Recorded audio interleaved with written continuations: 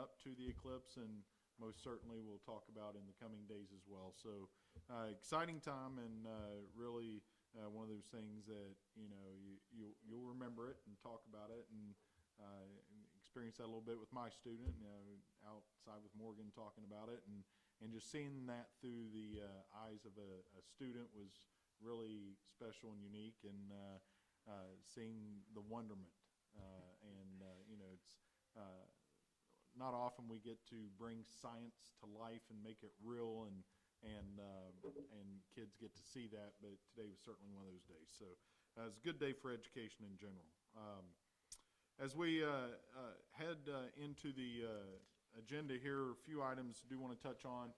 We have some new staff members that are here this evening, so we'll talk about them as we get to them in the agenda. We're really excited, and you'll see soon enough. Every spring when we go through the process of either retirements or people leaving the district for one reason or another, and you start posting jobs, you always get that nervous energy of what the unknown, what's going to come. You're excited about the process and applicants and going through that interview process, and I was talking to Mrs. Hahn after interviews the other day, and she just commented on the fact that she has a fairly recent memory of not being here. It's her 5th year here, and she was talking about when you're at another district and you post, and you really have that nervousness, but she said it's just really different here at Fairfield Union. We get a lot of applicants, and they're just all high-quality applicants and high-quality people, and really the toughest part for us in the interview process is sometimes deciding, because we have a lot of great options. And I think it speaks very highly of our district, our community. Most certainly speaks well of the board and your leadership. People want to be here. It is a great district to be in and work in, and every year we go through this process, and Ms. Hahn was commenting, it's just unbelievable. We always end up with just some incredible people, and very gifted educators, but just incredible people. So that's exciting, and you'll see this evening a couple of people that will be joining us next year, and we're just blessed and really encouraged at what's to come. So I'll touch on that a little bit more as we get into it. Also in the agenda, be asking the board to approve a recommendation of our new reading curriculum. I want to say thanks to all of our staff members. We had some community members also review the curriculum. Board of Education members, Mr. Kimmer, weighed in heavily. Ms. Johns weighed in as well, and appreciate you guys looking at that curriculum and giving us your opinion, not only as board members but also as former parents of students that have gone through, and I think that lends a great and unique perspective to things, so we appreciate that as well. But in recommending this curriculum, I have to be honest, we put ourselves on a very tight timeline to review everything, because we want to try to get curriculum materials in the hands of our teachers before summer.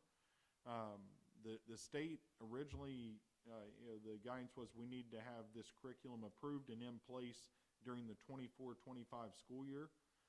They've since revised that and kind of given the guidance, as long as the curriculum is in place by the last day of school of 24-25 school year, you're technically in compliance with the law.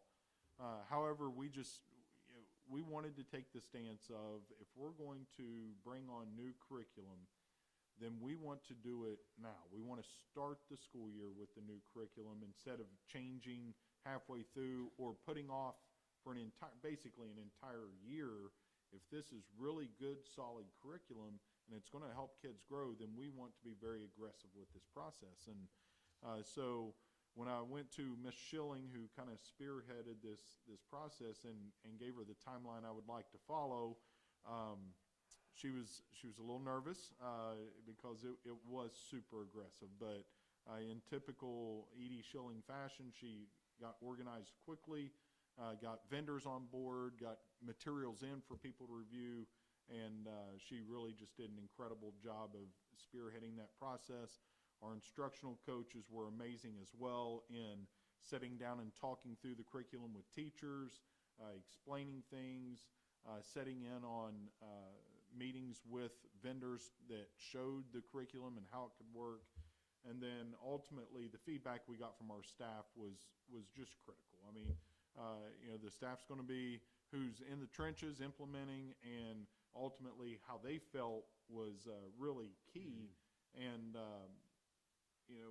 as you might imagine, with all the staff members looking at this, you would expect there to be a lot of viewpoints, a lot of thoughts and input, and there was a lot of input, but at the end of the day, we did a survey of the staff, and it was over 80% of the staff selected the same curriculum.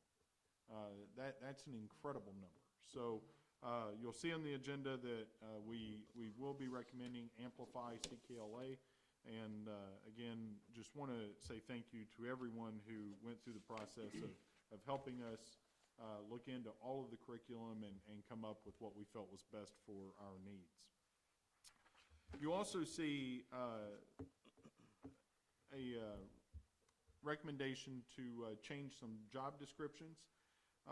As we've been going through this school year, a couple of things were extremely noticeable. Number one, staffing is tough, not only for us, but obviously all through the state.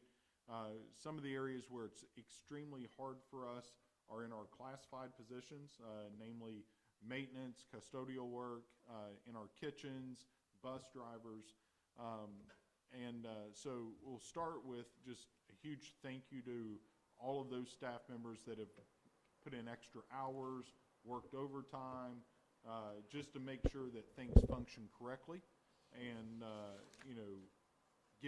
sports teams get to places on time, running routes, and food in the kitchen and covering, just have done a tremendous job. But specifically in the area of our maintenance team and custodial teams, every single member of those teams has stepped up and worked overtime, done extra things to make sure that our buildings and our grounds stay in just excellent condition.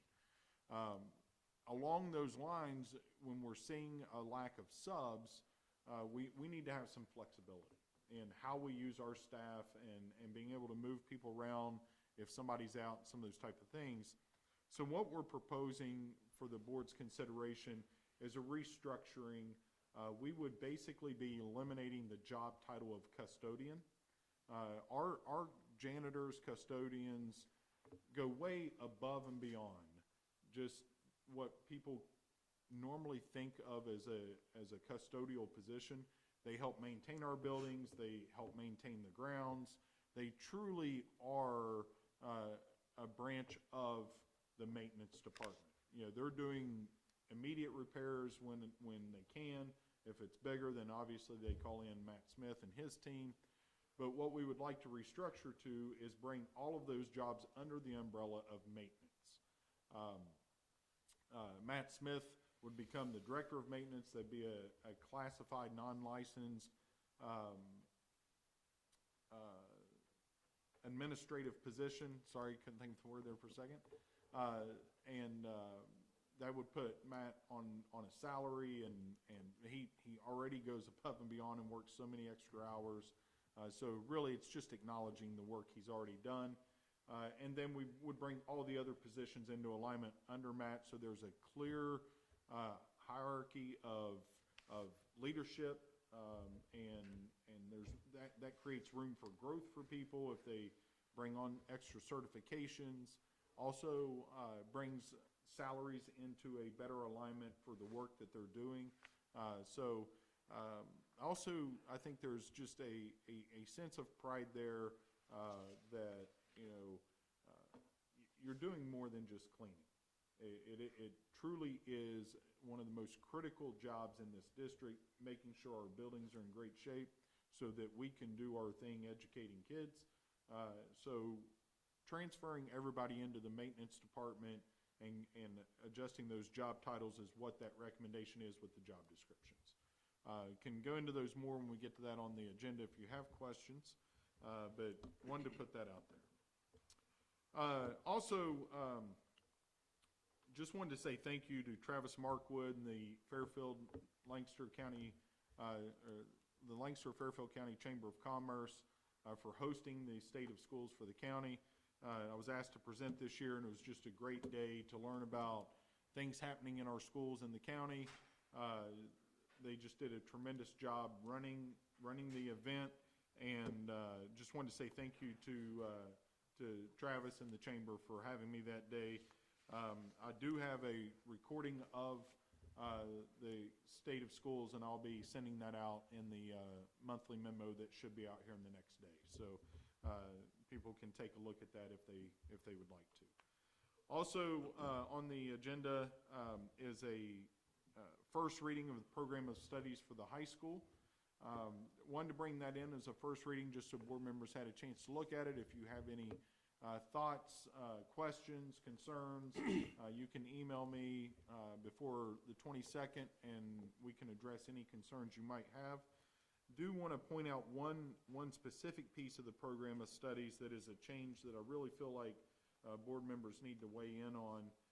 And again, want you to have plenty of time to think about it before we ask for a vote of approval. We are seeing more and more in education students looking to graduate early. It hasn't happened here as much, but we are seeing a trend in education in general, specifically with high school graduates who are potentially going to play college athletics. D1 athletics seems like, especially if you're a football player, spring ball is becoming more and more critical for college football programs, and colleges are pushing athletes to graduate a semester early so that they can be on college campuses for the start of spring practices. Our policy in the past has been that students needed to notify us the summer before their intended graduation if they wanted to graduate early. With that early of a deadline, the summer, when it's during the summer, students can just lose track of that deadline. B, students don't always know that they need or want to graduate early at that point. When they get into their senior year and the sports seasons of their senior year, if recruitment really blows up and they start getting recruited heavily in the school year there, that's when they may need to make that decision. Do I want to graduate early or stay in school until May and graduate with the rest of the class? To graduate early, you still have to meet all of the requirements of graduation of students who normally graduate in May. What Mr. McPhail has proposed is changing that deadline from summer to the 10th day of school. So school would start, you would have 10 days to notify the high school if you wanted to graduate early. To be honest, I don't know how I feel about the 10 days. And I'll give you a scenario. Colin Woodside, not in the too distant past, graduated from here and went to play at the University of Cincinnati. I believe Colin's recruitment really heated up his senior year when he started having a tremendous senior season. Division I schools really started recruiting at that point. A student could be having a great senior year, and you even think into basketball season, having a tremendous senior year, and that's when they start getting heavily recruited into school. Ask them to consider graduating early and coming to college earlier. Well, if a student has met all those requirements, I don't know how I feel about stepping and saying, no, you can't graduate early and start your college career right now, and call your athletic career right now because you missed a deadline we just chose. There's no specific deadline in state law that is really a local decision. So I don't know how I feel about that, and don't want to put anyone on the spot to see how you feel about that right now, but just something to think about in terms of early graduation. And this is one of those things with the advent of College Credit Plus. I think it is something that is going to grow more and more and more.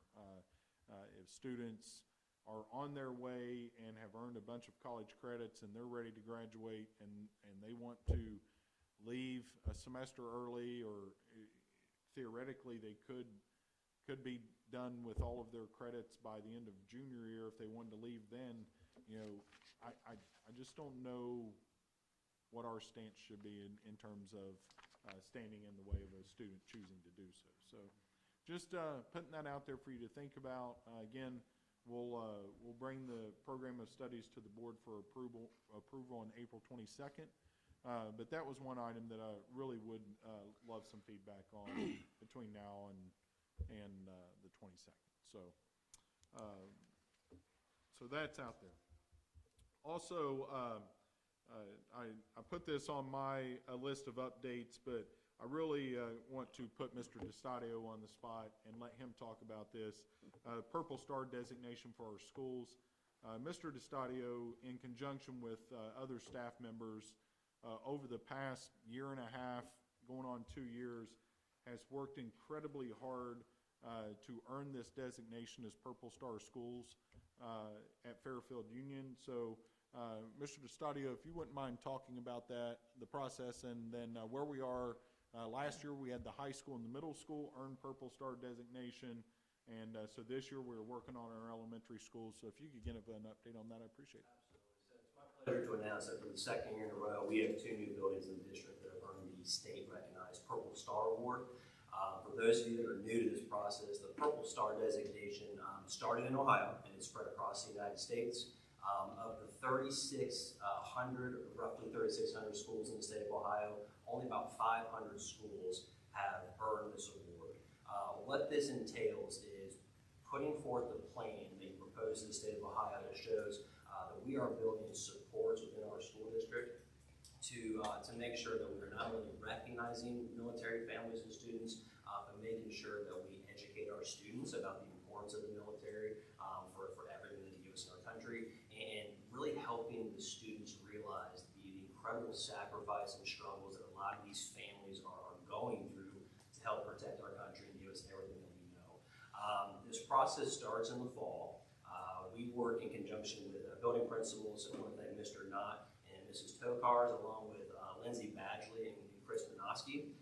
We have to go through a certification process where we designate building liaisons. They go through a state training system to make sure that they understand the process and see how things should be working. We then spend a couple of months going through and tie it into our PBIS and MTSS, or multi-tier systems of support, which are also a big initiative in the district the past couple of years, to build within the structure of the school day and the school year different programs and supports that we can help our military families and their students to be successful. A couple of the highlights, in addition to, like I said, building into the PBIS system, we have both elementary schools now developing their student councils, and one of the main focuses for next year is they're going to have their 4th graders on the student council kind of be the peer-to-peer liaisons for these military students and their families. So we're going to have, from the district perspective, obviously from the professional side, the educators in the building and the support staff to make sure that we're communicating with families. When a new family moves into a district, we want to make sure they feel welcome and make sure they understand the nuances that they might be seeing. As if a family moves from one state to another, state education departments run differently. So at the elementary level, a lot of what we work with is inclusion, making sure kids have student groups and friend groups when they come to schools, they feel welcome. There's also some information we kind of put together that even doesn't pertain to the school districts themselves, getting them involved with, youth sports leagues, and how do I sign up, and where can I go for this. At the middle school and specifically at the high school level, we focus on making sure families understand the process for graduation, Ohio-specific graduation requirements, and a lot of times there's a lot of collaboration in looking at students' transcripts and past educational history to make sure we have them on track to not only graduate, but also show that there's any types of financial aid that's out there for families, or you name it. So just a multi-tiered system of supports to make sure that our families are, we're giving them their due respect and thanking them for their sacrifices, and then and also making sure that our students here in the building feel welcome and are successful. Two highlights this year that were in our application process that I want to make sure we get out there. For Bremen Elementary, they participated this year in the Kindness Week, which was sponsored by the Seeds of Caring. What this entailed were SEL lessons about sense of community and belonging with military families and their students. And in addition to that, by participating, the Seeds of Caring organization was able to make a donation in the name of Bremen Elementary for the honor flight. So for those of you that don't know what honor flight is, a donation was made to make sure that some of our veterans were able to be flown out to Washington, D.C. for a nice ceremony and kind of a thank you. So very, very proud of Bremen Elementary. And once again, Chris Manofsky was a huge person that really took it upon herself and spearheaded the program to make sure that we had all of the appropriate paperwork, trainings, and worked really hard to make sure throughout the school year, different SEL lessons are taking place at different points throughout the school year to make sure our kids are really getting the education that we feel like they deserve in terms of really highlighting the sacrifices that these families are giving to our country. For Pleasantville, not to be outdone, they decided back in the fall to work with the local Blue Star Mothers Group here in Fairfield Union. And what they were able to do, they were able to organize a food drive. One of the recommendations from the Blue Star Mothers Group, where we have a lot of veterans in the area that still struggle with something as simple as food security. So we were able to actually hold a fundraiser, hold a canned food drive, and Pleasantville Elementary was able to donate over 3,000 canned food items to local food donation charities. So incredibly excited for the work that they did. We are also planning here in April. April is the month of the military child, so we have some more SEL lessons about community and making sure students feel included. And their final project of the year is they're planning to have a penny fundraiser drive, and the plan is going to be for all the money we raise there to the local VA hospitals in the name of Pleasantville Elementary. So just incredibly thankful for the staff members that we have here in the district. They put so much hard work into it, and once again, out of the 500 school buildings in the state of Ohio, all 4 of ours in the district are now designated the Purple Star Award winners, and we're very proud of that. We're going to keep working hard in the future to keep that designation for the future. Thank you, Mr. Sawyer. Any questions? Is that something we have to do every year to reapply to be designated, or is it like every so many years? So it's an every 3-year process. Okay. So every 3 years we'll be compiling information behind the scenes. We have to keep showing every 3 years new initiatives and programs that we've started. For example, at the high school this year, one of the new initiatives that we did, think of sports and athletic signings that you see in the newspaper all the time when students going to sign this letter of intent to go play football at Ohio State. We actually held one of those this year at the high school for our 4 seniors who are graduating who are going to go into the military. I think we had over 75 people attend. Local veterans heard about it and wanted to come and support the students. So we had a nice little ceremony at the high school, and already have some ideas of how to make it a little bit bigger next year and just kind of keep that tradition moving forward.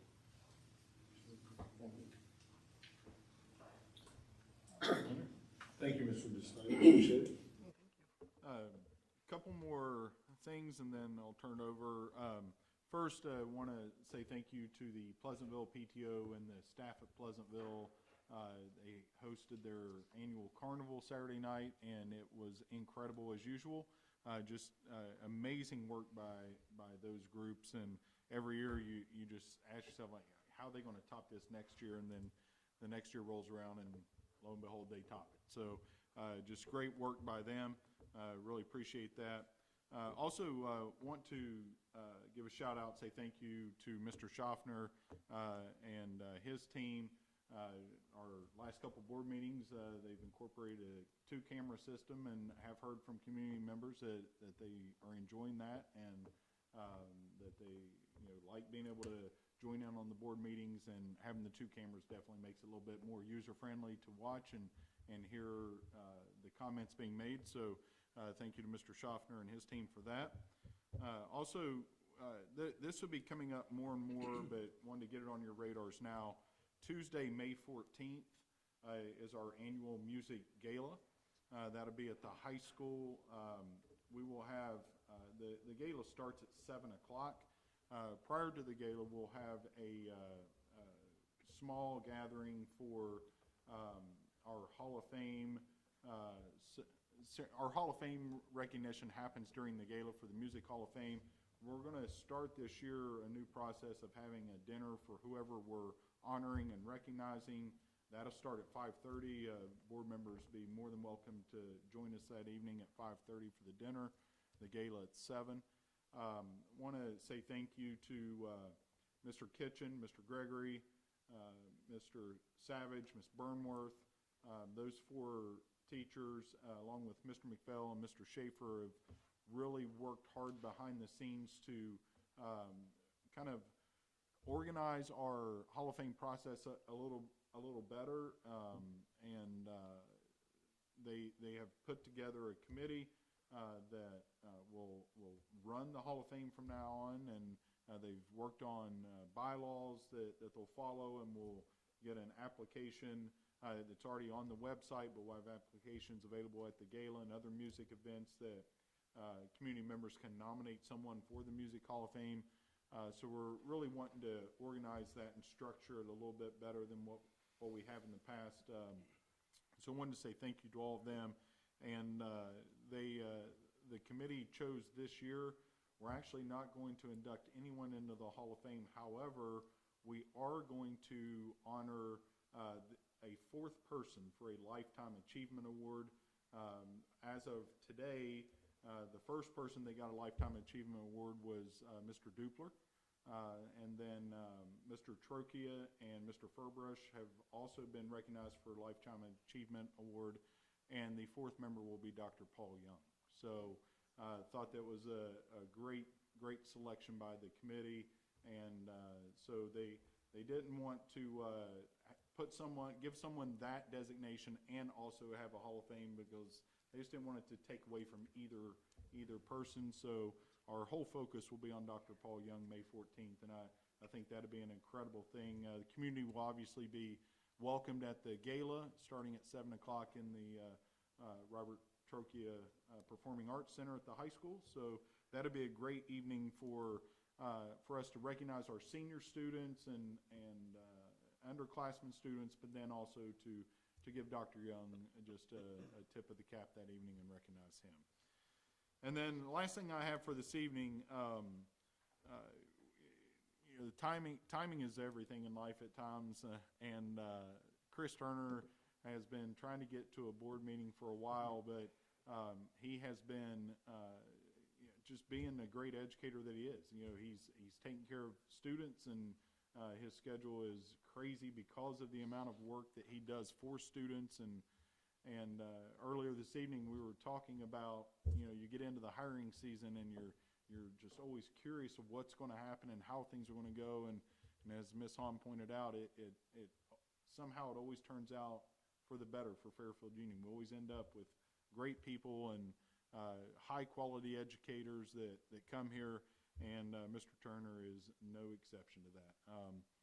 During the interview process, it became very clear very quickly just the gifted educator that he is, the passion that he has for kids, for ag education, and just his vision for the future and raising the level of expectations and really just pushing to be excellent in every way. I think his outlook and his work ethic and his determination to really drive for excellence will blend in well with our current team, and it's just exciting to be able to bring someone of his caliber to Fairfield Union, and you can't wait to just sit back and watch what's about to happen. So appreciate Mr. Turner making time to be with us this evening.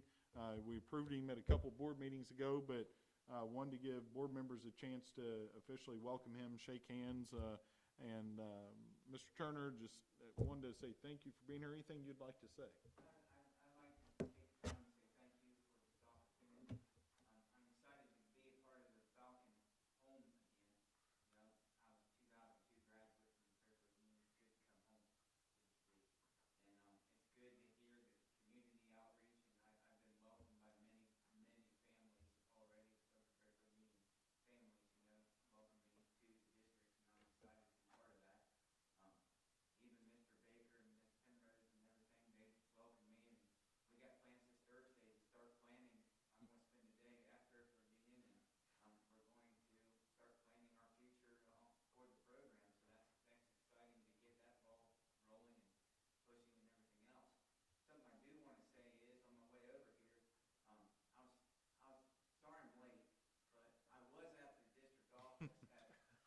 That was my fault.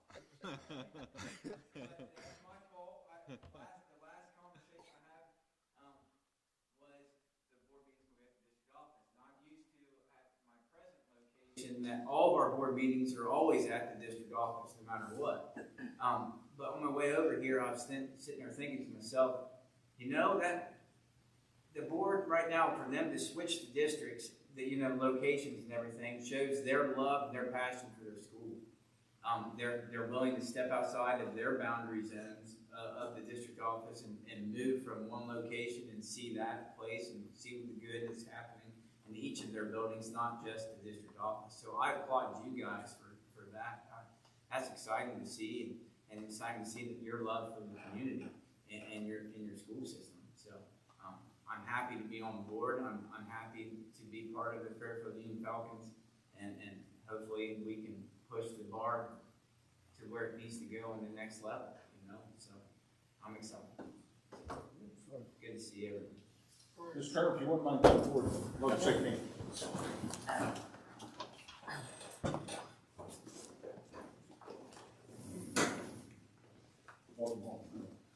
Thank you. That's all right. I'll take the blame. Nice to meet you too, Mr. Kimmer. Good to see you. All right, excited to be here. I really am. Yes, sir. Thank you. Thank you.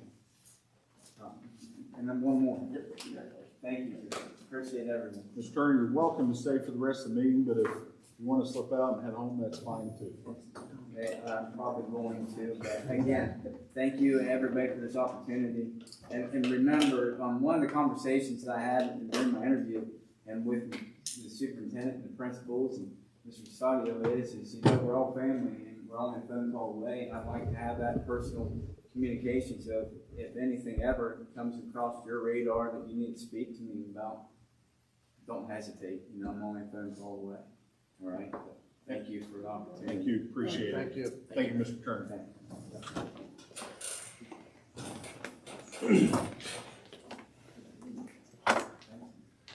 That's all I have for this evening, unless there are any questions. Mr.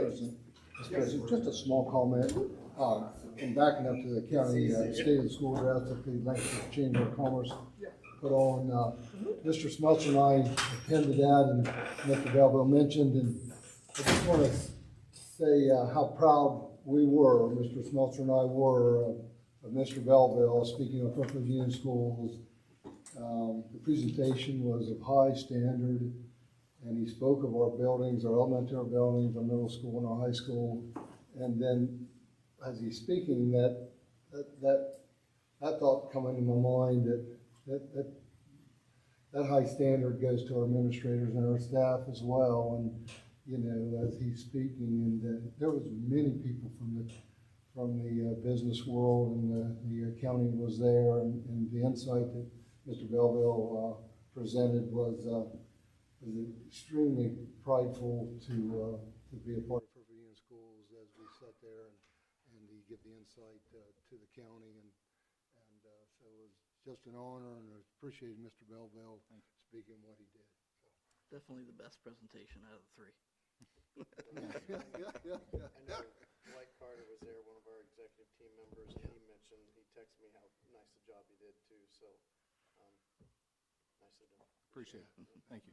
It's easy when you're talking about Fairfield Union, it's easy to brag, so. Outstanding. All right, we move on to the next section, 2.3, Treasurer, yeah, 2.3, yeah, sorry. 2.2, the 2024-2025 high school program of studies. As Mr. Belleville mentioned earlier, this is to take opportunity to take a first reading of it. Do we have any current discussions, comments right at this point, or? Okay. All right, then we move on to the treasurer's report. Ms. Roberts? All right, a few things just really on the agenda this evening. First, during the financial area, I will go through our March recaps for the financial section as well as insurance. I also have kind of our standard yearly workers' comp renewal on here. to be honest, when we get to that point, not a lot to talk about. It's just our next renewal that we do once a year. So still using the same TPA, the same third party to help us with workers' comp. So no real new updates or anything, just the next renewal. And then the last thing is at the very end of our new business section, we will have a resolution that talks about selecting a company that we've been working with, SHP, to do some master site planning for us. So we will probably get into some more discussion at the end of that. But just 3 things to run through this evening. Moving on to recognition of visitors, are there any visitors? Nothing on here. Move on to item 4, consent agenda section. Workshops and conferences. Under item number 4.1, we got approved workshops and conferences as presented. We got Mr. Knott to the 67th Annual Professional Conference and Trade Show on June 17th and 18th in Columbus. And then also Sarah Henderly to the BPA judging from May 14th of 2024 in Pickerington. And Trisha Rogers to the Ethics of School Psychologists as Therapists, April 24th online. Are there any questions or comments for that?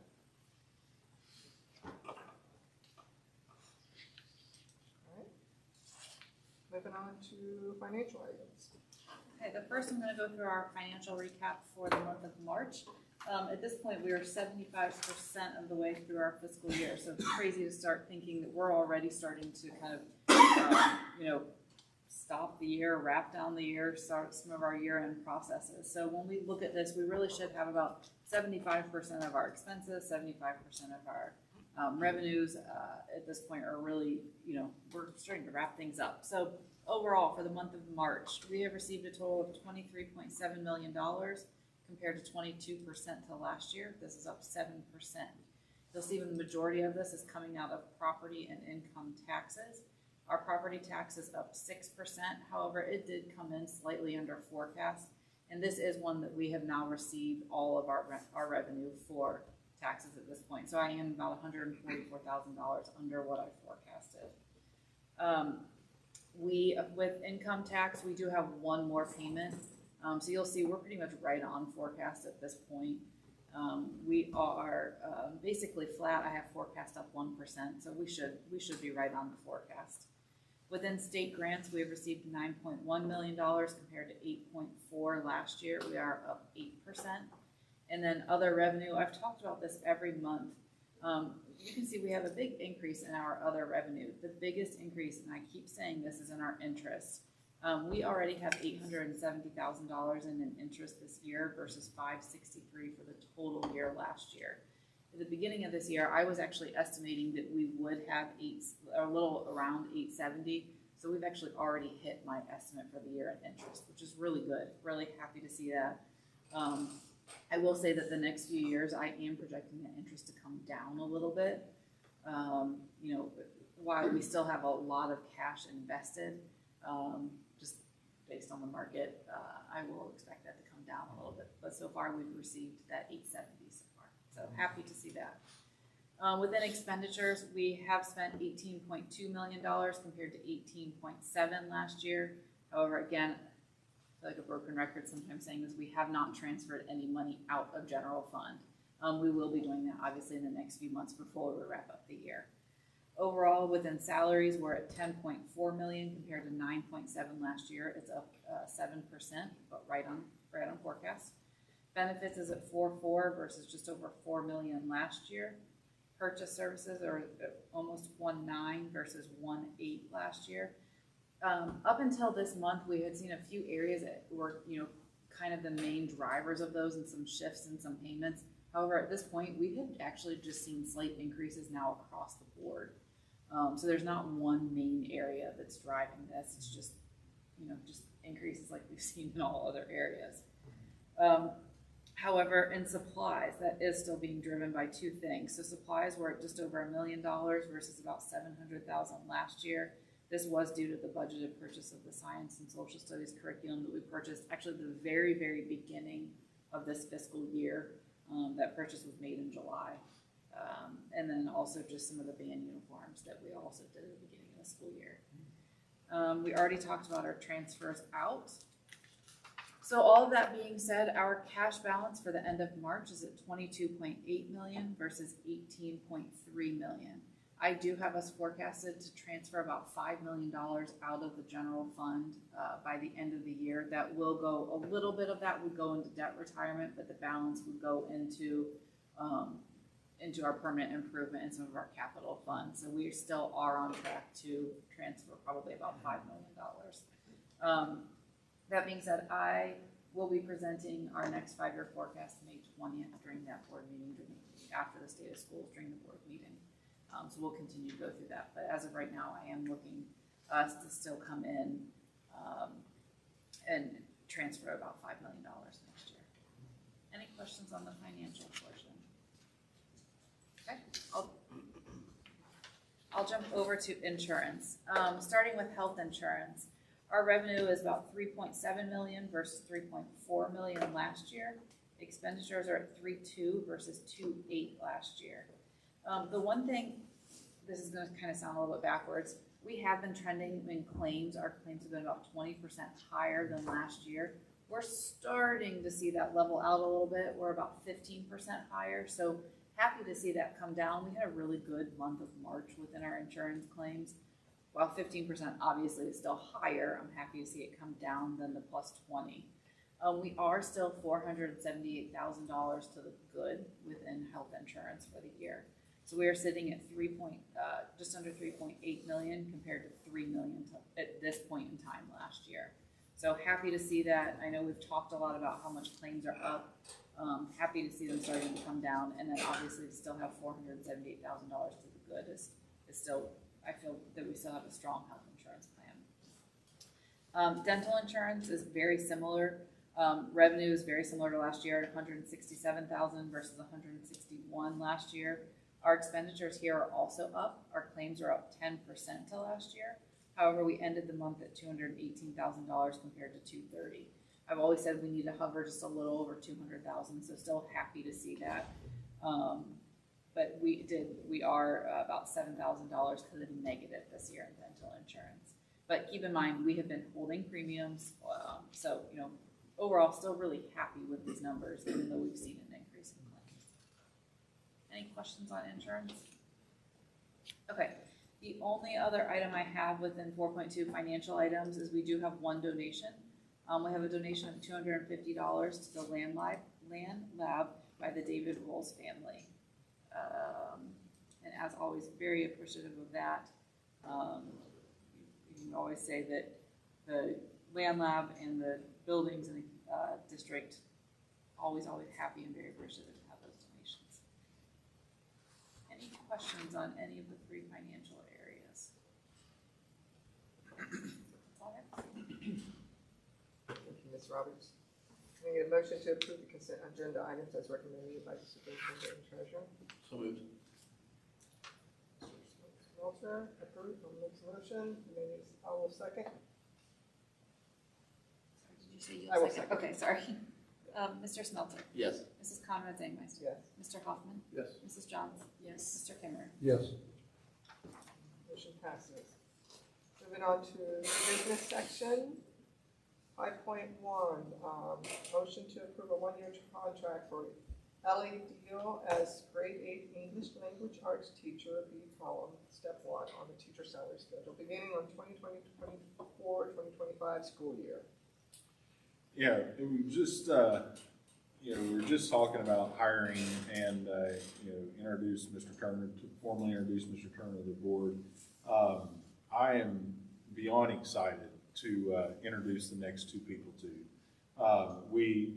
Last week we did a lot of interviewing for our 8th grade English language arts position, and these two ladies, both interviewed for the position, and we walked away from that just really torn because they were both incredible. The thing you'll see as you meet Ellie and Veronica, is introduce them here in a second to the board, the passion and energy and just sheer enthusiasm for kids and education is absolutely off the charts.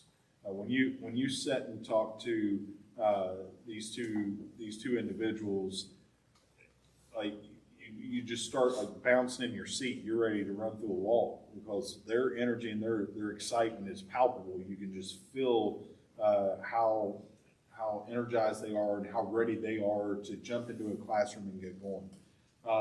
It was extremely difficult for us to decide who we were going to select for the English language arts position, and thankfully, when I reached out to Veronica to let her know that she was our second choice, but I had another position that I wanted to offer. Again, nothing but enthusiasm and excitement. So, talking about both of them collectively there for a second, and you'll see for yourselves here in a second, but specifically about Ellie. Ellie's come to us from Ohio Christian. She's a Burn Union graduate, so knows the area, knows the communities well. And when we reached out to folks at Burn Union, just doing a kind of background check and asking about her, universally, every response was, if you're hiring her, you just hit a grand slam. She's a first-class person, above all else, just a tremendous person, high character, hard worker, those type of things. And, that's our base. That's where we always start. We've always preached, you get good people and the rest takes care of itself. Just hire good people. And Ellie Dill certainly fits that mold. She is going to be a tremendous asset, a great addition to Rushville Middle School. I'll tell one quick story. During the interview, she was talking about you ask her about teaching a lesson, and you see the transformation immediately, and she starts talking about how structuring a story, and she couldn't get her students to buy it, so she started going through Itsy Bitsy Spider to explain it to the kids to get them to understand where she was going with the lesson.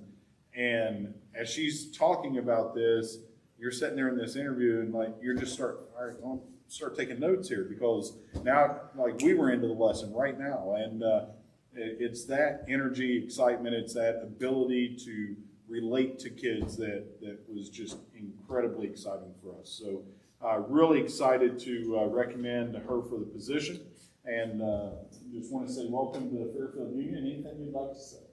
Well, thank you, Mr. Belleville. That was really kind words. I just want to say that I'm really excited to be part of this community. As Mr. Belleville said, I come from a very small school with a big community, and I can feel this community here, and I'm just so excited to be a part of this as a first-year teacher and watch my students grow as well as my teaching abilities. So thank you. Any questions? Thank you. All right, moving on to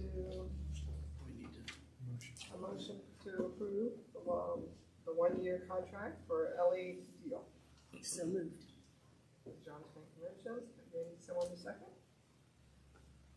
Second. Mr. Kimmer seconds. This is John. Yes. Sorry. Mr. Kimmer. Yes. Mr. Kimmer. Yes. Yes. Conrad Zangmeister. Yes. Mr. Hoffman. Yes. Mr. Smelter. Yes.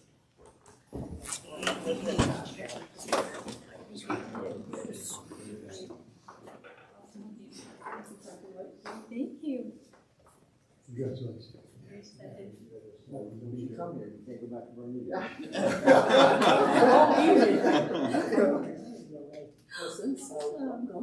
you. Glad to be here. Thank you all. Did I get everything? I miss you. Yeah. Thank you so much. Oh, awesome. You're glad you're perfect. All right,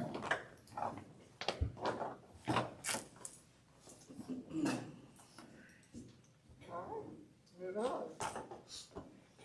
We need a motion to approve a one-year contract for Veronica. Let me say Dalrymple. And real quick, before anybody makes a motion, just I want to add real quick. Character means a lot, and I think here more than any other place, it means even more. If a person doesn't have a character, then they simply are not going to fit here, and it's not going to work. And it was tough to call Veronica to let her know she wasn't getting the position she really wanted. And that has to be difficult to hear. But when I said, now, I can't offer you that, but I can offer you this. And talk to her about the tutor position and the work she'd be doing with kids and what that could lead to down the line. I told her I really want to get you in the district because, again, when you sit and talk to her about education, her knowledge is incredible.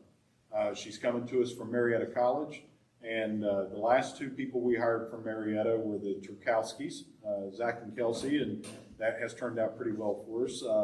So she was coming from a background of great training. She's prepared whenever, during her interview, we started talking about the science of reading, and her knowledge right now about the science of reading is already off the charts. She has experience with Amplify CKLA. She has experience with the Wilson Reading System, all the programs that we have incorporated. So she's literally going to be able to hit the ground running and working with our kids. And again, for being just now graduating college, her knowledge is really incredible. But back to the character, I told her about the tutor position, and there was an obvious disappointment in hearing the first of the message that you didn't get the job you interviewed for. But to her credit, she said, I want to be there. I'll take it. I'll take anything to get in the door because I love what I'm hearing about the district and the energy and those type of things. So more than anything, and again, when we called and checked on her, exactly what she showed us to be is a person of high character, high morals, a passion and love for kids, high background content knowledge to help with the reading process. So we are extremely, extremely lucky that she was willing to take that step to trust us that we want her to eventually be in the classroom full time, but this was step one to getting there, and just can't say enough about her character and how dedicated she is to helping kids grow. So again, just very, very excited to bring her on board. Glad she's willing to take a chance on us. Veronica, anything you'd like to say? I just want to say thank you guys. I appreciate it. I'm from 2 hours away, so I'm moving from home to be here. So I was very happy with how welcomed Mr. Belleville made me feel for my interview. It was my first one, and I felt very welcomed by the staff. I think that was a really big decision and why I chose it, and I'm just happy to work with the kids any way that I can and just be a great asset to the team. So thank you guys. All right. Now can I get a motion to approve the tutor contract for Veronica Dyer-Rental at the Rushville Middle School? Mr. Hoffman makes a motion, and I will second it. Mr. Hoffman? Yes. Mrs. Conrad Dingmeister? Yes. Mrs. Johns? Yes. Mr. Kimber? Yes. Mr. Smelter? Yes. Motion.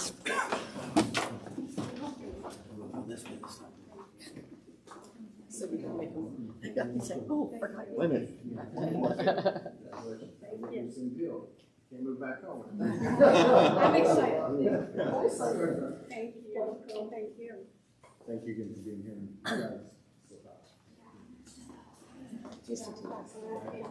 You know, she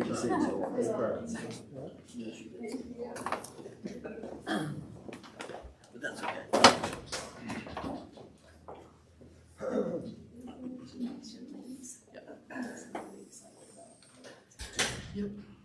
Okay, next on the agenda is teacher contract for Brittany Buki. Do you have any? Yeah, Brittany couldn't be with us this evening, so we'll have her at a future board meeting. As we were interviewing for fifth grade intervention specialist, we know that there are going to be some openings coming up for intervention specialists and shuffling of staff. When we interviewed Brittany, she'll be coming to us from Groveport, Madison. Young teacher, she'll be in her 5th year, but again, kind of that common theme of just high energy, an infectious personality, a love for kids, and so as we were interviewing her, it was one of those situations, we know we're going to have some openings. We knew she wasn't going to get the opening that she was interviewing for, but I contacted Mr. Denny and said, after spots get posted, we interview, and our next motion will be transferring Stacy Spicer from Pleasantville Elementary to Rushville Middle School 5th grade. That was the spot Brittany was interviewing. So we know Brittany's not getting that, but we also know that, all right, now Stacy Spicer's spot is open. Maybe somebody internal wants to transfer that, and that'd be fine. That will open another spot. Eventually, you'll have an intervention specialist spot open. We did not want to lose Brittany View. After the interview, it was one of those that, like, this teacher is amazing. We cannot afford to let her walk out the door. So contacted Mr. Denny and said, listen, I don't know where she will eventually end up, but we want to make sure that we get Brittany on board because she is going to be a tremendous addition to the district, and Mr. Denny was very understanding of that, and said, hey, it's all about getting great people. So we're offering Brittany a contract. We'll figure out exactly where that final landing spot is once we get through the shuffling of our positions, but just wanted to be able to grab an intervention specialist, a really good intervention specialist while we do it. So I'll down the road let you know for sure where she is. She does. She does. We talked about that, and I explained to her where all the possibilities could be, and to her credit, she interviewed with us one day, and the very next day had an interview with Lancaster City Schools.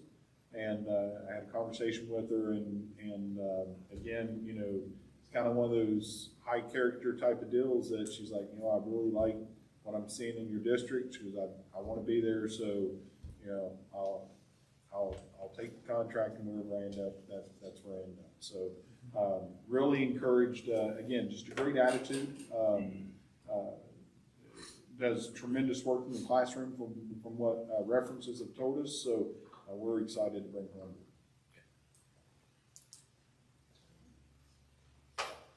No further comments, then I need a motion to approve the one-year teacher contract for Brittany Buki as intervention specialist. So moved. Ms. Johnson makes a motion. I'll second. And Mr. Kummer seconds. Mr. Smeltzer. Mr. Smeltzer, excuse me. Mrs. Johns. Yes. Mr. Smeltzer. Yes. Mrs. Conrad Zangmeister. Yes. Mr. Hoffman. Yes. Mr. Kimmer. Yes. And this passes.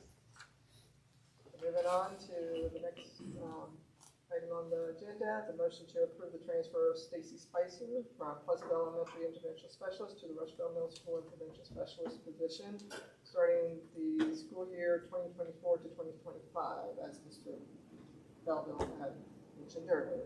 Is there any further comments or discussions about that? If not, I need a motion. So moved, Mr. President. Motion, I will second. I will second it. Sorry. Mr. Kimmer. Yes. Mrs. Conrad Zangmeister. Yes. Mr. Hoffman. Yes. Mrs. Johns. Yes. Mr. Smeltzer. Yes. Motion passes.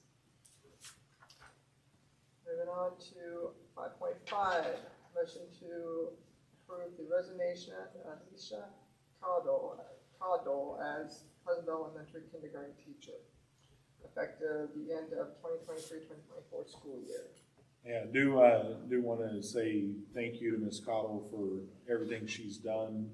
Just a tremendous teacher. It's a loss to our district, and hate to see her go, but certainly understand her not going, or her going. She, I believe, is going to be homeschooling her children, and that time of being a mom and being there for her kids. Certainly understand why she's leaving, but we hate to see her go. So would recommend we approve that. comments? Any motion on the floor to approve? Mr. Hoffman, this motion, I need someone to second. Second. Mr. Schmelzer, seconds. Mr. Hoffman. Yes. Mr. Smeltzer. Yes. Mrs. Conrad Zangmeister. Yes. Mrs. Johns. Yes. Mr. Kimball. Yes. Motion passes.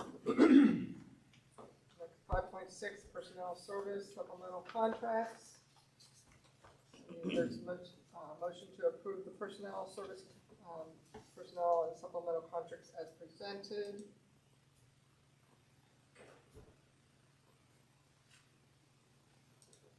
It looks like Keith Barr, the head coach varsity girls basketball. Yes. Any comments, questions, anything? Excited to have Coach Barr back on the sidelines. I think he'll do a tremendous job. He's extremely excited to get going and has a good plan of action and has already started assembling the staff. And so he's trying to hit the ground running, and we're just excited to be able to bring him back to the sidelines. I need a motion to approve. So moved. Mr. Smelter approves. First motion, need someone second? I'll second. And Ms. Jones seconds. Mr. Smeltzer. Yes. Mrs. Johns. Yes. Mrs. Conrad Zangmeister. Yes, Mr. Hoffman. Yes. Mr. Kimmer. Yes. motion passes. Moving on to 5.7, volunteers. Motion to approve Matthew Avers. Yep. Yeah, as volunteer for middle school softball. I get to meet these people in person, so I can. Yeah, again, we're always thankful for our volunteers. They do so much for us, so would recommend we approve that. I need a motion. So moved, Mr. President. Mr. Henry makes the first motion, I will second. Mr. Kimmer. Yes. Mrs. Conrad Zangmeister. Yes. Mr. Hoffman. Yes. Mrs. Johns. Yes. Mr. Smeltzer. Yes. Motion passes. Moving on to 5.8, leave without pay. Motion to approve 1 day of leave without pay for Lisa Yarborough on March 28th. Yeah, and reason this is coming to the board after the fact, Ms. Yarborough had incorrectly counted her personal days and took one that she didn't have, so she's taken a day of leave without pay to make up for that. If there's no further comments or any questions, I need a motion on the floor. So moved. Ms. Johns makes a motion. I'll second. Mr. Hoffman seconds. Mrs. Johns. Yes. Mr. Hoffman. Yes. Mrs. Conrad Zangmeister. Yes, Mr. Kimmer. Yes. Mr. Smeltzer. Yes. motion passes. 5.9, educational trip. Motion to approve Holly Colmore to take the high school volleyball team to a summer volleyball tournament at Cedar Point, July 25th through 27th. This is a trip that they took last year, summer camp, so would recommend we approve it. I read in there, they won the tournament last year. Can we make it conditional upon winning it again? I like it. I like it. You know what? I think she'll take it. That if she can get a W, she'll certainly agree with it.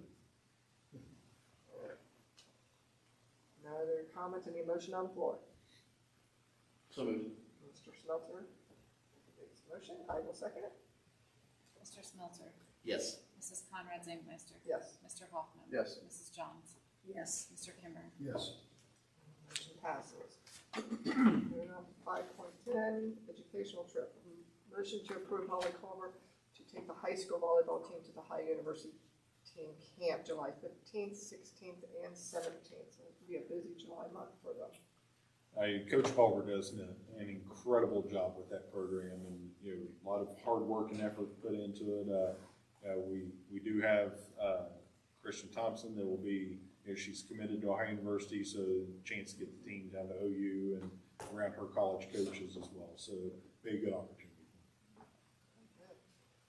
Any motion on the floor? So moved. Ms. Jones with the motion. Someone's second? Second. Mr. Kimmer seconds. Mrs. Johns. Yes. Mr. Kimmer. Yes. Mrs. Conrad Zangmeister. Yes, Mr. Hoffman. Yes. Mr. Smeltzer. Yes. motion passes.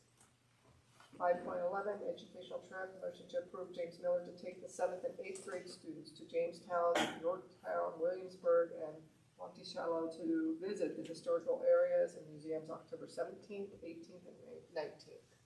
It's our annual trip, so always thankful to Mr. Miller for organizing and taking the group and all the other teachers who volunteered to go.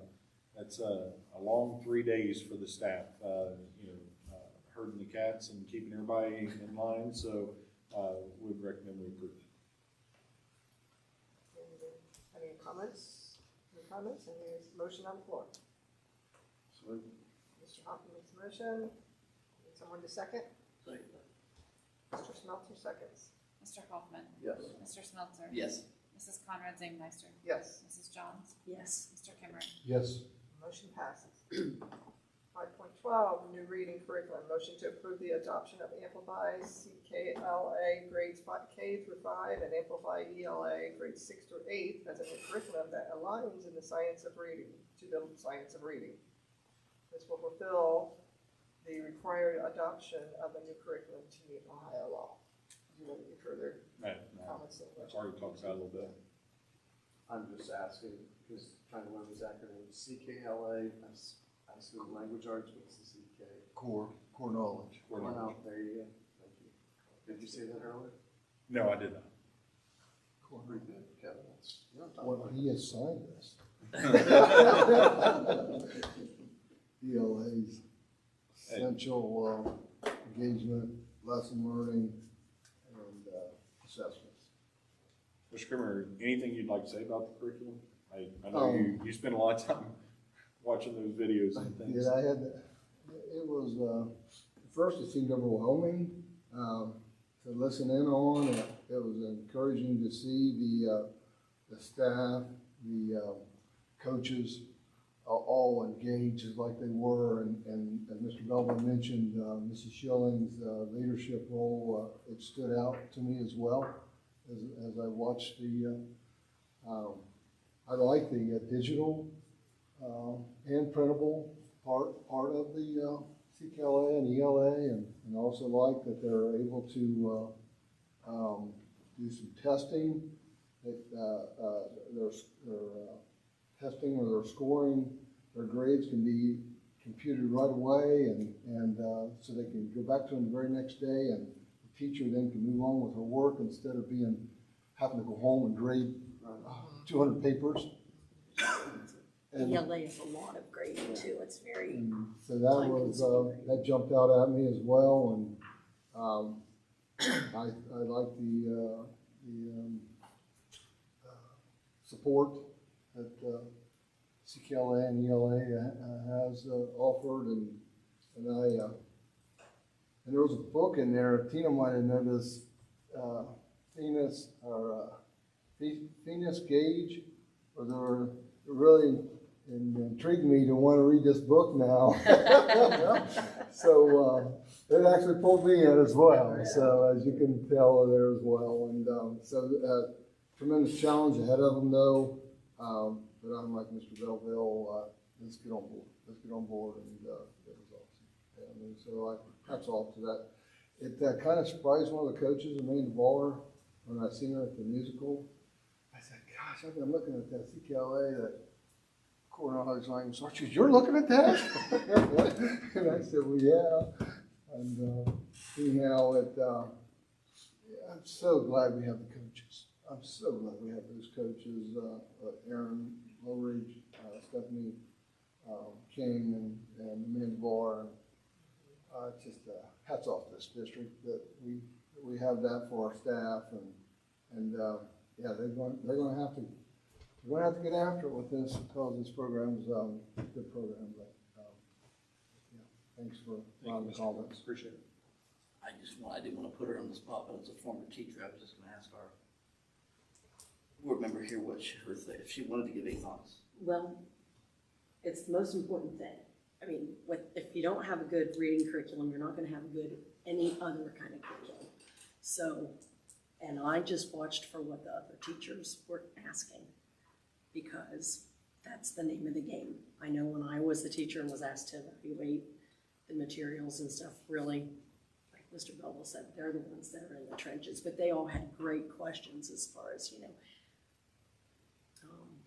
you always teach to the middle, but good curriculum allows for you to be able to differentiate to both ends. And everybody seemed confident that that's what they were getting here. So if that's what they think, that's what I think. I think Ms. Forsythe probably would agree. I mean, to me, as I let out with my comments to Mr. Belleville, the staff is I'll support was the most important because they're in the trenches. Right. They're the ones going, but here's my Right. fault. You know, but they overstep me, so, but, it's hard to believe, but sounds like we were along with that 80%. And I would agree with the digital component too, because that lends itself to the testing, with testing being in digital format now, which is new since I was a teacher. But the more kids are doing their lessons and taking tests in that format, then it becomes one less thing to be wigged out about when it's time for your state test. Ms. Johns, Mr. Kimmer, really do appreciate you guys taking the time to look at that stuff and weigh in on it. It meant, as Ms. Barr said, it really did mean a lot to the staff that you guys were willing to take the time to look at it and share your thoughts as well. So do appreciate that. If there are no further comments, I need a motion on the floor to approve the curriculum. So moved. Mrs. Johns makes a motion, is there a second? I'll second. Mr. Kimmer seconds. Mrs. Johns. Yes. Mr. Kimmer. Yes. Mrs. Conrad Zangmeister. Yes. Mr. Hoffman. Yes. Mr. Smeltzer. Yes. Right, motion passes. Moving on to 5.13, job descriptions for maintenance departments. As Mr. Belleville talked about, discussed earlier. I don't think you want to expand any further. Are there any questions about the job descriptions? Do you guys have any comments? Doesn't change whether they're full-time or part-time, right? No, nope. All of the job functions, none of the job functions are changing, just their titles. And just to clarify, because I'm not very knowledgeable about this aspect of things, the director of maintenance you already spoke about, then the head of maintenance would be the next one down. Maintenance employee, we'd have several people under that Yeah, category, and correct? the way that it works out right now, the director of maintenance is Matt Smith. Right, that's one. Randy Byer is our head custodian, and he receives, I think it's like an extra $1 something an hour or something like that, to be the head custodian. Right. He helps schedule people for like football games or events that are happening after school, subs, that type of thing. And then Nate Horn and Seth Cooper-Ryder are the maintenance employees. They work directly under Matt right now. And then all of our building level guys would be the assistant maintenance people. So that would be the order. Yeah, no, great question. All right, thank you. So, I need a motion to approve the job descriptions for the maintenance department as presented. So moved. Mr. Smeltzer makes the motion, I need someone to second. I'll second. Mr. Hoffman seconds.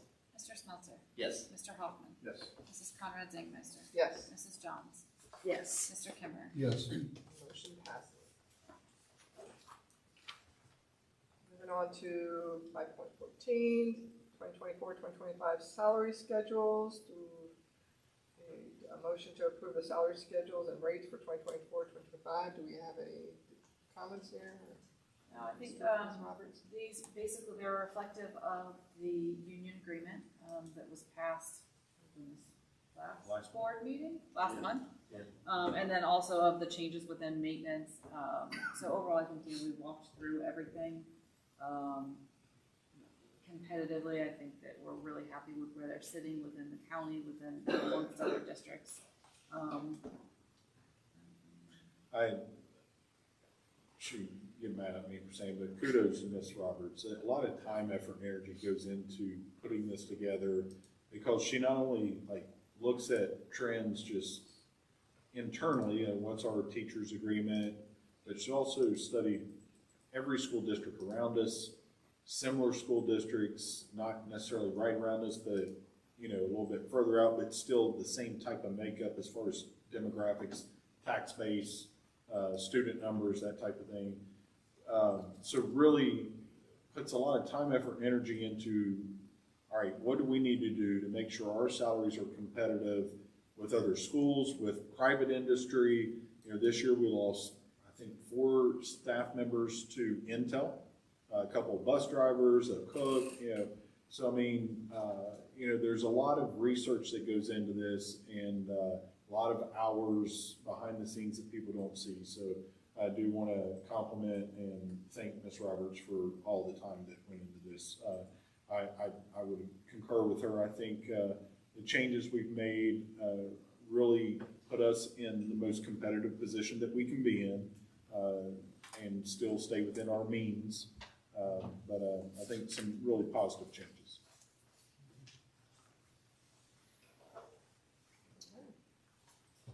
All right. So if there's no further questions or comments, I need a motion to approve the salary schedules and rates. So moved. Presented. So moved. Mr. McNamara makes a motion. Is someone to second? Second. And Mr. Smelter seconds. Mr. Kimmer? Yes. Mr. Smelter? Yes. Mrs. Conrad Zangmeister? Yes. Mr. Hoffman? Yes. Mrs. Johns? Yes. Motion passes. Mr. Belleville won't admit it, but it was a lot of joint effort on this, so I appreciate the kudos, but it would be regretful to not say anything. There was a lot of work on both sides. Well, it takes a lot. That's a heavy spreadsheet. I was just looking at that. I was just wondering how you would gather, I mean, I know I should probably ask this before after it posted, but when you gather the information, when you do your research and see what the surrounding districts, is it posted? The ESC Somewhere? helps a lot and Okay. posts. The one thing that we're always looking at is, you know, we don't always have an exact comparable position, or we may not have, you know, because everybody is slightly different in how things are run. So, but the ESC is a great partner, and they really help pull. All the treasurers provide information every year, but then it's keeping a pulse on, you know, who's going through negotiations, how many more years left does somebody have in negotiations. So that's the starting point, but that's just for our county. And then from there, you know, as mentioned, there's other industries that play a part in it as well. So just Yeah. kind of, you know, knowing what's going on with sub rates, what's going on just with how people are looking at their districts. So it's a lot of work and it's a lot of conversations, but I do feel really good about where we're sitting. And I think that we're competitive, but within our means, and we're fair, and we're, but yeah, the ESC is a great partner and kind of that starting point for how we look at all of that. Are we able to tap into Scan County's ESC2 for that information if we were trying to compare a little farther out? We could add, the one thing that we can do is actually some of the forecasting tools that I use within Forecast 5 can pull all of that information in for us as well by job type. So we can see, we may not be able to see the exact dollar amount, but we can see where we rank within, you know, however we want to look at the information. So within the state, or within, there's a few districts that the state has determined that are the most similar to us. So we can look at it, you know, within those 5 districts as well. So there's a lot of different ways. We could probably reach out to Muskegon And not that we need to, I guess, Yeah. just seeing where those resources are. I mean, Sure. if Forecast 5 does that, then that solves the problem to kind of get some, a little bit of data from around the state. It's not just. Yeah. here Yeah. locally. I'm confident if we asked them, Yeah. they would provide something, but I will say in the time I've been involved in their meetings, I haven't seen any document like the one that we get from the Fairfield County ESC in regards to the entire county and pay schedules. I'm sure they have it, but I just haven't seen them. So I don't know that they collect it kind of the same way that Fairfield County does. Obviously, our market is right here. It's not, I mean, people are going to be enticed to leave and go to a different district that's going to be somewhere close by, so it makes the most sense.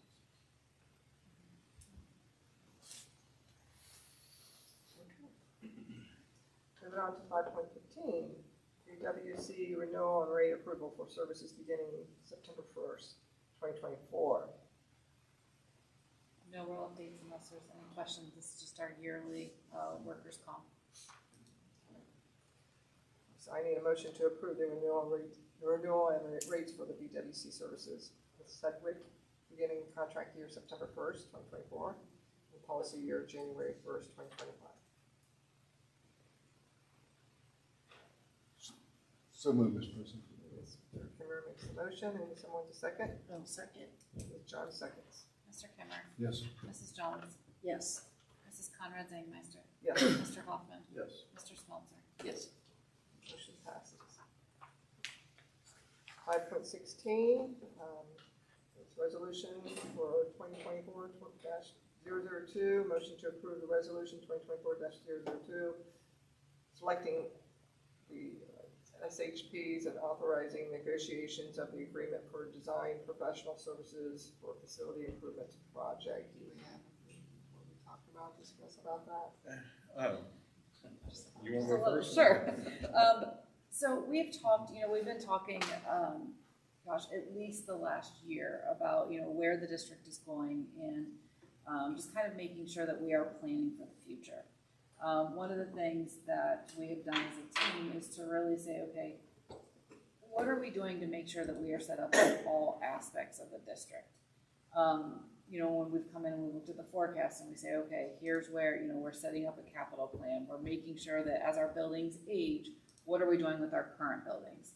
The next step of that is also, okay, what are we doing, outside of those current buildings and making sure that we are ready to go from, if in the future we were to ever have growth, or if in the future we were to need to move, some additional things within athletics, how are we ensuring that we are being proactive with that and not reacting when it's too late in time?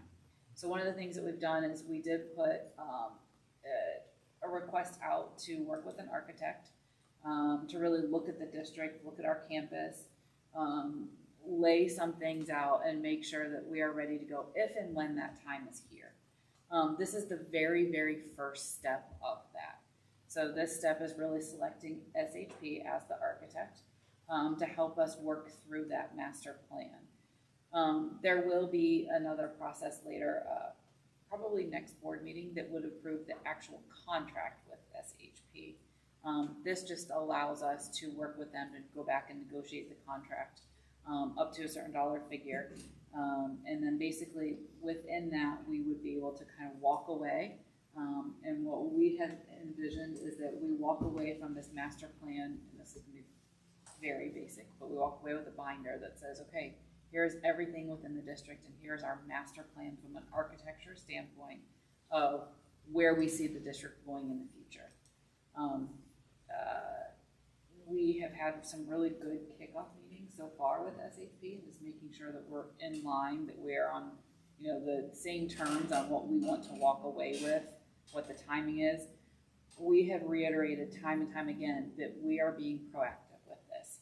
A lot of times what districts do is they'll wait until they get to the point and they have to go. They have to move right then, and they do not have a lot of time. We want to make sure that we are taking time. We're looking at the forecast of the next few years and saying, okay, some of this may not even happen within the next 5 years, but if and when it does, we don't want to make any changes today that could negatively impact a change later on. We don't want to move something now that a few years from now we say, oh, I wish we wouldn't have done that because we really need that space or that land or whatever it may be for something else. So we want to be proactive and make sure that we're laying the groundwork, laying the financial forecast, eventually getting different team members, getting community members involved in what that means, getting board members obviously involved in what that means. But this is the very beginning step of that. We've already had the RFQ out there. This is now selecting the architect who would help us walk through that process. So, Yeah, and echoing what Ms. Roberts said, kind of, it's a little bit unusual, and our early talks have really been trying to kind of force the architect to shift their mindset, because in most cases, architects are approached by schools and we need a building and we need it right now. So we've got to get going and break ground.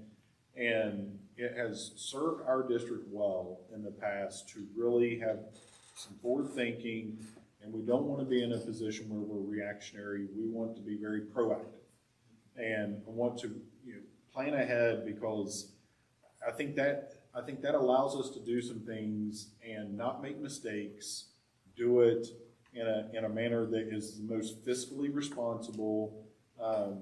Because as Ms. Roberts just said, one of the biggest things we want to do is have plans available, but then also within the plans have flexibility, because we don't know what's right around the corner sometimes. I think if COVID taught us anything, it was to have plans in advance, have reserves available so that you can be fluid and be reactive when you need to be reactive, but then you're still kind of making decisions for yourself and not having things dictated to you.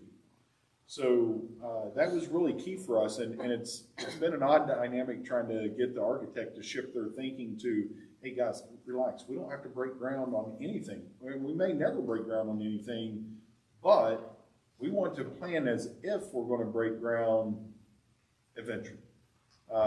So getting them to change their thought process of looking at, all right, let's just look at possibilities instead of, all right, we got to get this, plans drawn right now and, get going and everything's rush, because I think that's when mistakes happen. So, within what we're looking at with SHP is not only plans for the campus and potential designs of things that we could do and what things would look like. We also really want to do the most basic fundamental things of, all right, what can our grounds even support? So they'll be doing some geotech studies, they'll be doing some surveying, what water capabilities do we have, what drainage issues could there be, sewage, looking way down the line, if we did have all kinds of growth and we needed to build a new school. All right, where would we build that? If there were, ideal land, how much of that land would we need? What would a campus potentially look like? So they're going to come up with scenarios for us that in various situations, these are the things that you could do. It's just lots of options.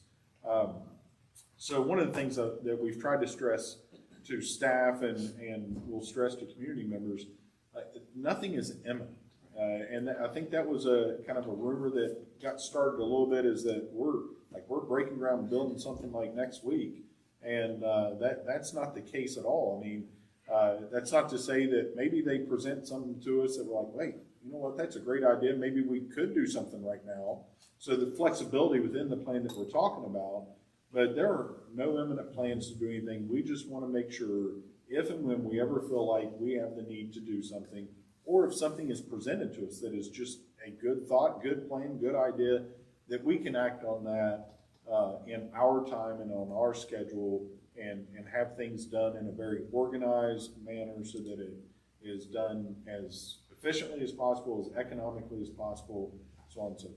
So just trying to do our due diligence. Mr. Spencer. Does that say SHP, do they have a timeline on, like getting back to, coming up with this plan or whatever? Well, yeah, Somewhat. It's actually somewhat determined by how, as Mr. Belvin mentioned, because we are taking this approach that we don't necessarily need this tomorrow.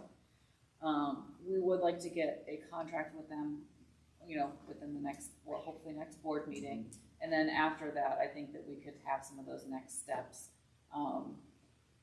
As was mentioned, there's some things, surveys and some things that need to happen before anything can even happen. We actually are looking at with SHP, they would be in charge of, working with companies to do those surveys, to do the geotech, so that it's kind of all under their umbrella. Obviously, we'll still be working hand in hand, but I do think within the, there's some things that would happen here quickly as far as getting contracts with them. But then from there, I think we can somewhat determine how quickly we would want to work on some of it. So when you selected the architect, I assume that SHP has experience with master plans with other schools? They do, and one of the unique things about SHP, as I shared, I think it was last board meeting or the last couple board meetings, the last time any of our facilities were really looked at or any planning done was 2012, and SHP was the architect that did that. So they've worked with us before. So that was a factor in selecting them, is they did have some basic knowledge of our district, our campus. We did have an interview process. We brought in, I think, 4 or 5 different architects.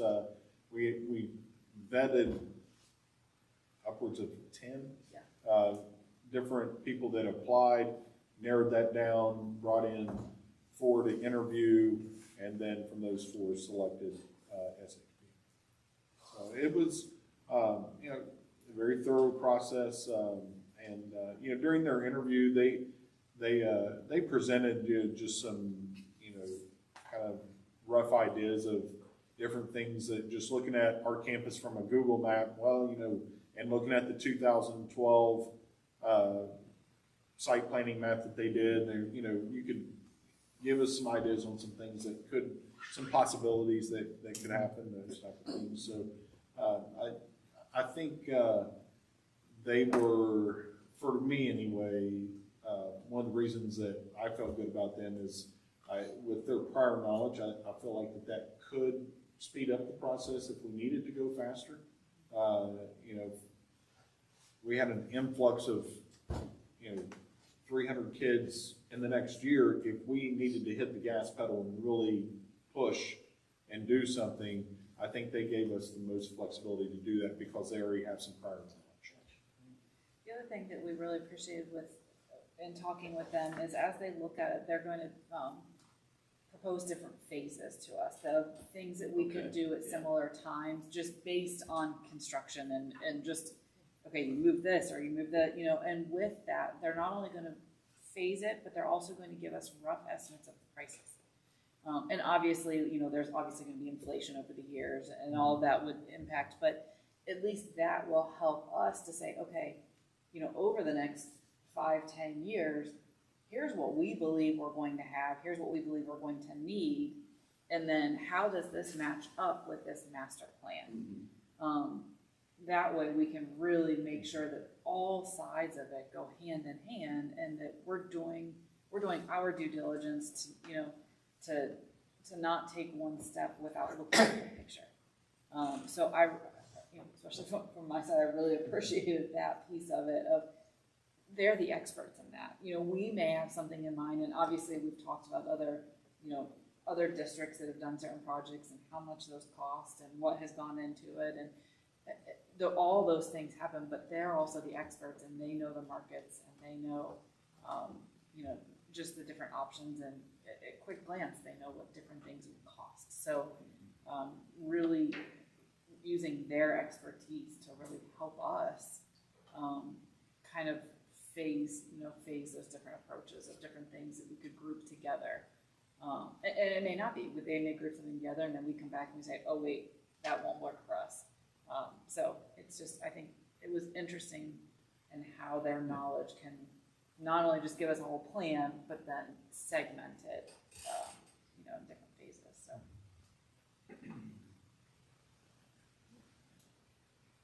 Mr. Keller, do you remember the last time we had that done? I know they showed big pictures, kind of pie in the sky type of approach to it, but I think that kind of triggered the bus barn, if I remember correctly. The new concession stand. I think some of those conversations were part of that. We didn't have massive expansion after that plan, but it did give us some guidance. The shelter house at the Lane Lab was part of that, that ended up getting built. Yeah, it's in that master plan in 2012, that's right. Was it concession before that then, or was it? We were both involved in that. Yeah, I'm just thinking it was with that. We were both involved in that. I'm wanting to say it wasn't built yet. Looking back at that map, I think it was proposed on. Right, I think so that helped us plan a few things. I guess I'm saying that because it may seem like a lot of money to invest in it, but the money you save because you put something in and had to tear that out and move it, or even to your point, doing something. I know we're going to have an issue with parking lots and driveways, and we may have to reconstruct some of those. Do you do some of that construction ahead of that so that you're not impacting a brand new paid service that you could be jeopardizing. So I think that comes into the conversation as well. And I think, one of the things that they brought up in the interview process was just as part of the process for them is kind of doing, traffic studies, and, they fully know and understand the challenges we have with traffic in front of the middle school and high school, at the start of school and at the end of the day. And so as part of their process that, they brought it down, we really want to look at the entire campus as it is, and are there things that need to be rerouted, reconstructed, whatever, for traffic patterns, and how that would influence future growth, and then how to best utilize the land that we have. So those are all things that I think are critical pieces of this process that, as I look at the landscape around us and I see what's happening at other districts, and, you look at Bloom Carroll right now and the amount of growth that they've had in a very short period of time. They built a brand new elementary school, and, from what I've heard, it's already full. I know, one of the things they've experienced is with their, English as second language students. They went from having a handful of students, like 7 to 10 kids, literally like 2 or 3 years ago, to now having like over 40 or 50. And, some growth like that is happening in some districts literally within 2 or 3 years. And, as we've talked about it, the one thing that is in our district is land. As growth happens, growth will spread to where there is available space for housing. So it's always one of those things that's in the back of my mind that if we don't do our due diligence and we don't prepare for what might be, down the road, then we will be in a position where we just have to react. And that rarely turns out good. So I think it's prideful that I hear different people make me feel prideful, as Tasha stated, that people, when they see Permian schools, they say, what a beautiful campus. And it's a beautiful campus because it was planned out. It wasn't just, we were getting back right away and just throw something in that needed done. And whether it be that bus barn or shelter house, and then now there's people coming to look at, other districts coming to look at our bus barn. So it's prideful to hear when people say, what a beautiful campus we have. And they're so right. Agree.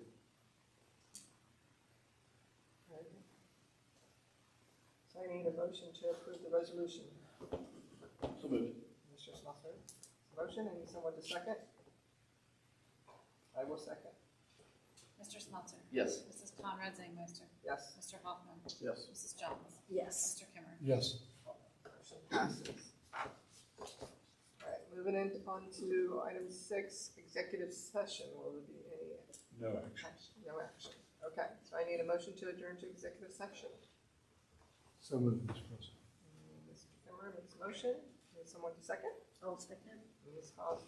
Johns seconds it. Mr. Kimmer? Yes. Mrs. Johns? Yes. Mrs. Conrad Zangmeister? Yes. Mr. Hoffman?